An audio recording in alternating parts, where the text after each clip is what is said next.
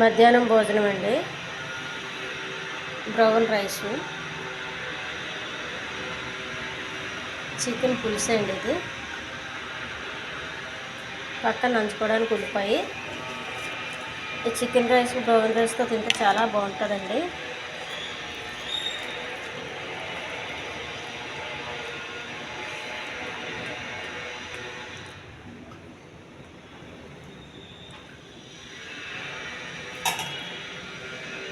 చాలా బాగుందండి. ఈ ఛానల్ నచ్చితే సబ్స్క్రైబ్ చేయండి, షేర్ చేయండి, లైక్ చేయండి, కామెంట్ చేయండి. మీరు చేసే ప్రతి కామెంట్కి నేను రిప్లై ఇస్తాను. ఇది హెల్దీ ఫుడ్ అండి. ఇది ఈ బ్రౌన్ రైస్ కొంచెం చల్లగా ఉంటే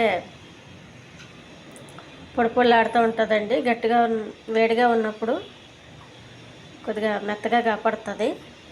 చాలా హెల్దీ ఫుడ్ అండి. ఇది గుడ్ ఫుడ్ అండి. ఇది